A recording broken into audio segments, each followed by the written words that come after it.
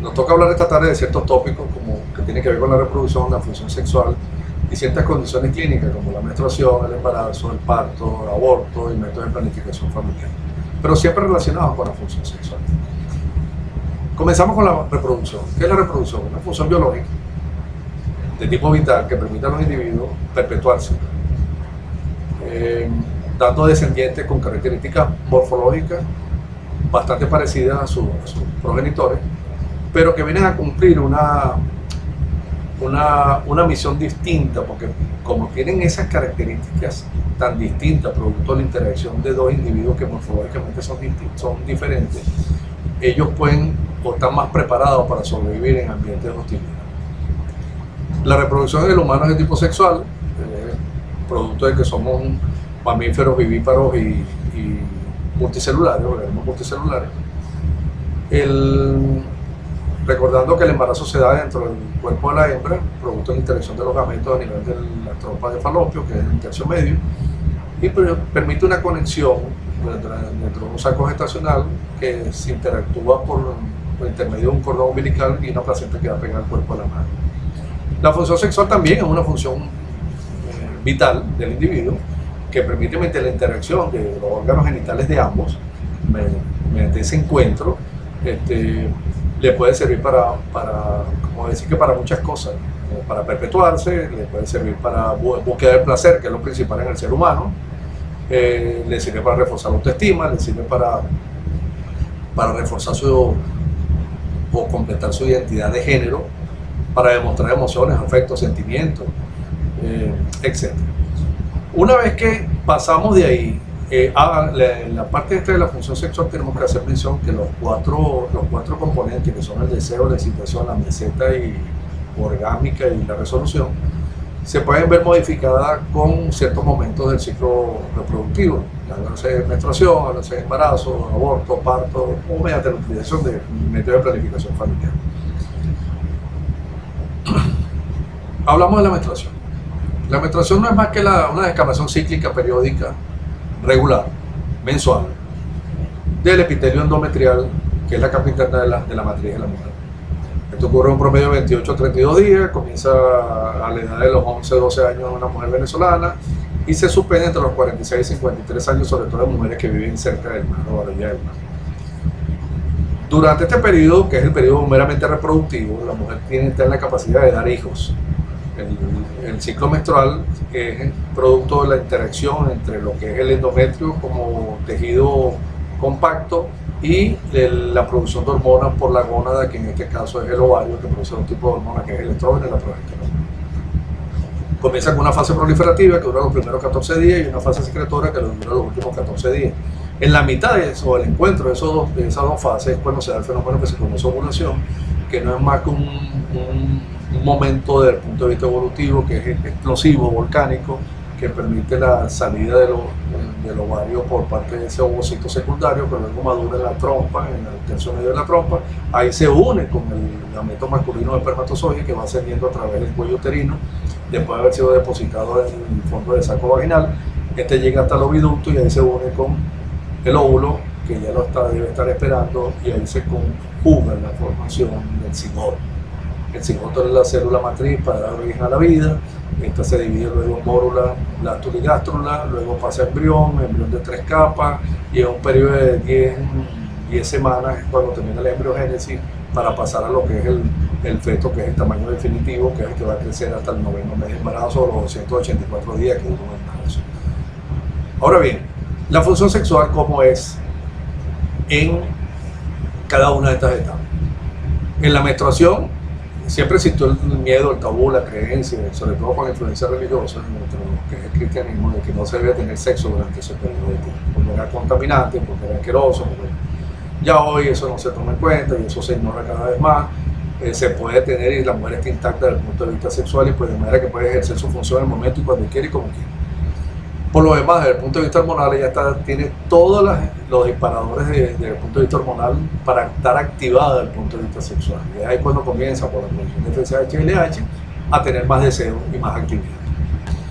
El segundo pico de deseo y actividad aumentada desde el punto de vista sexual es en el momento ovulatorio, que pareciera coincidir con las especies inferiores, que es como si se destapara una etapa de celo. Ya por eso se acoplan más las mujeres en etapa de la ovulación, que está cerca del día 14 del ciclo. Luego pasamos a la segunda mitad de la menstruación, que es la etapa de la progesterona o la etapa secretora. Ahí hay una disminución de la actividad sexual por la carga de progesterona, disminuye lo que es el deseo y la ejecución de la función sexual. Por último viene el embarazo se viene en 3 trimestres. El primer trimestre hay una baja actividad sexual por el deseo y la ejecución, por los malestares que causa el embarazo en el 35 o 40% de los casos, como náusea, intolerancia, insomnio, nerviosismo, palpitaciones, dolores de cabeza, etc. Entonces hace que la actividad no sea como debe ser. Entonces, en este momento la función de la pareja es ayudar con caricia, con entretenimiento, atenciones desde el punto de vista primario al ser querido, aunque no lleve a la consecución de la función sexual. Luego viene un segundo periodo, un segundo trimestre, que es cuando aumenta la actividad sexual, porque entonces ahí está desencadenado lo que es el deseo, porque hay mayor producción de una hormona que se llama gonadotrofina en la hembra, y entonces hay un aumento más de la actividad, del deseo y la actividad como tal, con buena ejecución. Por último, cuando llega el tercer trimestre, decae nuevamente la actividad por el tamaño del vientre de la madre. Desde el punto de vista anatómico y desde el punto de vista mecánico es incómodo la relación, entonces tienen que buscar posturas o posiciones alternativas, como por ejemplo eliminar la posición del misionero, tiene que ser la posición agata, o puede ser una posición, lo que le llaman la posición de cuchara, que es que están los dos acostados como si fueran 2 cucharas encontradas. Lo importante es que durante este acto, con ese tamaño tan grande del vientre materno, la mujer sea la que dirija el acto sexual, porque así ella puede graduar el momento o la profundidad de la penetración. La actividad sexual se puede realizar, pero con mucho cuidado y teniendo en cuenta que mientras más cerca esté del parto, se puede detonar el desencadenamiento del trabajo de parto por la producción de prostaglandina, que se encuentran presentes en el semen y el eyaculado. Ahí la E y la F2 alfa son detonantes por aumento de la contractilidad uterina del parto en las últimas semanas de embarazo. No obstante, puede estar contraindicado tanto al inicio como al final del embarazo lo de la actividad sexual, pero si hay contraindicaciones, son embarazos de alto riesgo, si hay abortadoras a repetición, si hay problemas de sangramiento postsexual porque hay una placenta previa o un desprendimiento parcial de placenta. O sea, tiene que haber una condición detonante que impida que no se dé el acto sexual. Pero por lo demás, está conservada la función y la actividad durante todo el periodo de tiempo. Pasamos entonces ahora a lo que es la parte del aborto. El aborto no es más que la interrupción del embarazo ante la semana 21, de manera que el feto no es viable, entonces no va a sobrevivir. Las causas de esto pueden ser anatómicas, pueden ser hormonales, pueden ser genéticas, pueden ser funcionales, pueden ser mecánicas.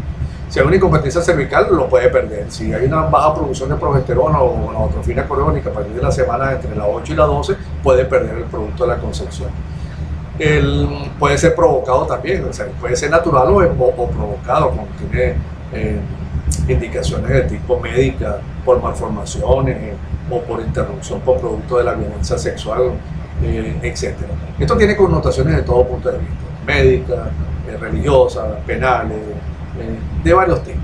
Desde el punto de vista de derecho penal es un crimen.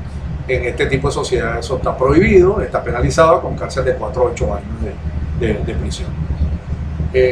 La religión, sobre todo el cristianismo, que es la religión que más se da en Venezuela, lo condena de todo punto de vista, inclusive en aquellos casos de violación, en aquellos casos que hay malformación fetal. De manera que es un tema bien fuerte, ambiguo, y que hay que manejarlo con mucho tacto. Por lo demás, la ejecución de la función sexual durante el aborto y el parto, por supuesto que no es viable, no es normal, es imposible desde el punto de vista mecánico realizarlo, aunque hay cierto tipo de gente, de estos musulmanes fundamentalistas de Afganistán, que hacen este tipo de prácticas a los presos o detenidos que son espías o que son de otros países, le hacen ese tipo de prácticas sexuales. Así como también aquí en Venezuela lo tuvimos con una juez que era del régimen y después dejó de serlo, fue violada 782 veces y no respetaban que estaba con la menstruación o que salió embarazada, no respetaron nada, igualmente se lo hicieron. Luego hablamos de los métodos de planificación familiar. Entonces tenemos distintos métodos que pueden ser hormonales, pueden ser mecánicos, pueden ser reversibles, pueden ser irreversibles. Hay los métodos naturales de planificación, por ejemplo, el control de moco cervical, control de la temperatura, ya eso cada día se usa menos. Eso es impráctico, eso tiene una connotación religiosa que lo usaban la gente de los Pudei, que era el método Billing para medir la característica y fluidez del moco cervical, ya eso prácticamente no se usa. Cuando pasamos los hormonales pueden ser tomados o inyectados, las pastillas anticonceptivas con cualquiera de sus variantes, monofásica, bifásica o trifásica. Todas alteran la función sexual. Generalmente los que más le afectan son los que son monofásicos o bifásicos, que son los de primera generación. Ellos producen una disminución del deseo sexual y una disminución de la lubricación y una disminución de la excitación, porque ese tipo de componentes hormonales tenían una dosificación muy alta, tanto de estrógeno como de progesterona. Luego pasamos a los inyectados, que son las hormonas de depósito, que se inyectan por periodos de 15 días, 30 días, 45 días, dependiendo de la carga que tenga la ampolla que se utilice. También son depresores sexuales. De hecho, hay ciertas cárceles en Estados Unidos donde utilizan los depósitos de hormonas como la Depo-Provera, que lo produce el laboratorio Schering alemana o el laboratorio Hochland también la produce, para deprimir desde el punto de vista sexual a los violadores, los tipos que tienen alta frecuencia sexual o a los agresores sexuales terminales. Hay trabajos interesantes con esto porque han bloqueado o han llegado a producir una castración química en estos varones, de manera que los que fueron violadores o asaltantes sexuales los vuelven eunucos desde el punto de vista sexual. Luego tenemos lo de tipo mecánico. De tipo mecánico tenemos el condón, tenemos la espuma, el permicida, y tenemos el diafragma. O también la copa menstrual, que sirve para todos esos fines. Eso igualito, lo que impide es el contacto o la ascensión de los espermatozoides que son depositados normalmente en la vagina o en el fondo del saco vaginal y que no puedan pasar por el cuello uterino, para que no asciendan y no lleguen a la trompa. Entonces es un efecto mecánico de interrupción y punto. Igualmente, no son tan efectivos como los métodos anticonceptivos tradicionales, da un margen de error ahí que puede estar entre el 25 y el 38%. Ok, luego entramos en los métodos que pueden ser definitivos o irreversibles, que están en la esterilización quirúrgica, ya sea por vía abierta, por vía laparoscópica o por vía endoscópica, de tipo histeroscópica, que se inserta un DIU en las trompas de falopio. Estos igualmente, si bien se consideran irreversibles, bueno, pero después con las mejoras de las técnicas desde el punto de vista de cirugía reproductiva, como la microcirugía de trompa con lupas estereoscópicas, ha logrado recanalizar trompa y hacerlo reversible.